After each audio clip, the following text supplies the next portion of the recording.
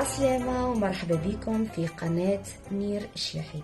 اليوم إن شاء الله باش نعمل وصفة فعالة جدا للسعال، للكحة، للصغار وللكبار، يعني لكبار السن وللصغار أيضا. أنا اليوم إن شاء الله باش نعملها لأولادي.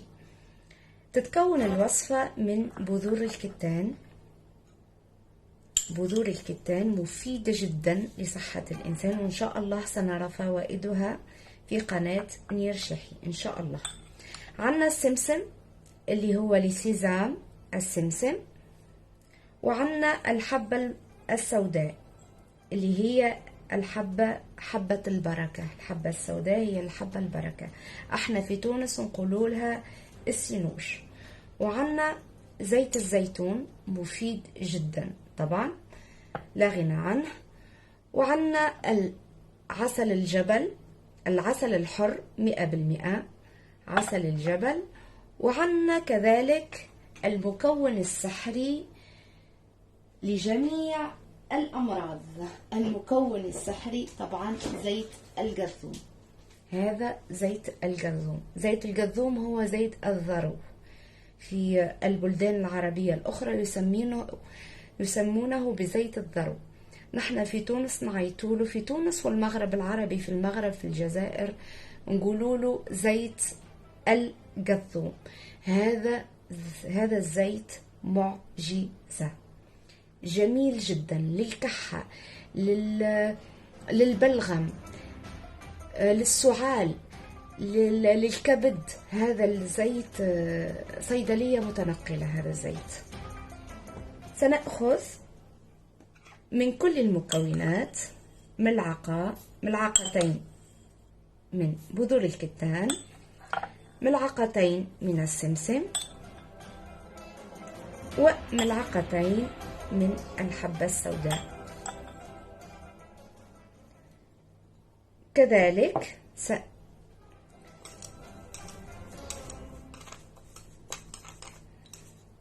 سنخلط المزيج، سنرحي المزيج إن شاء الله، سنرحيه، ثم نضيف إليه العسل وزيت الزيتون وزيت الجرثوم إن شاء الله. نقوم برحي المكونات.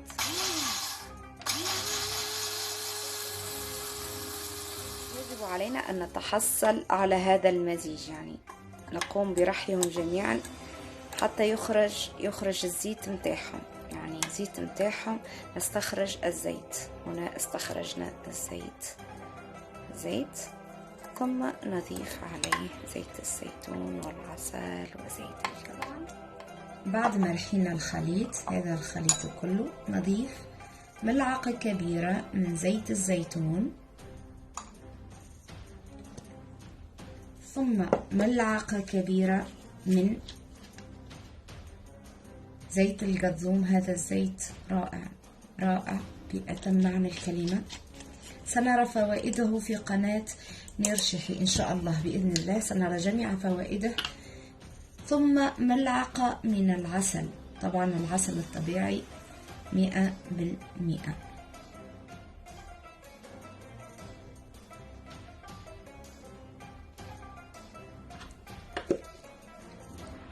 ثم نمزج الخليط.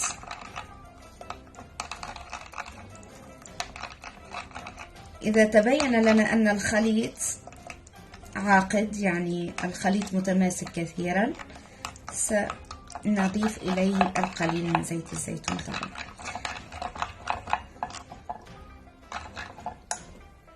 سنضيف القليل من زيت الزيتون.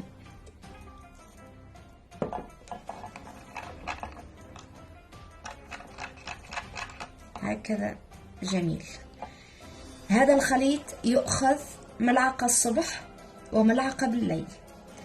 للأطفال أنا ديجا فعلته، يعني أنا عملته لأولادي، للأطفال، للكبار، لجميع الأعمار. هذا الخليط بإذن الله بعد يومين أو 3 أيام من المواظبة عليه ستنسى الكحة نهائيا إن شاء الله، خاصة هذا يعني في الشتاء. وهذا الخليط جميل جدا وفعال جدا. على فكرة هذا الوعاء لقد فعلت هذا الخليط منذ أيام، عملته لأولادي طبعا منذ أيام. هنا الطقس في فرنسا طقس شتوي بامتياز، مع الكورونا ومع الأمراض ومع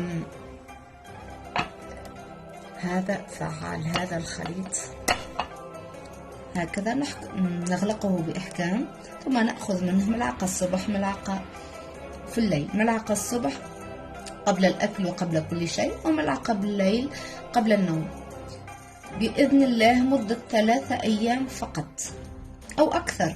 بإمكاننا أن نأخذه أكثر، يعني ليس له، بالعكس هذا فائدة عظمى للجسم طبعا.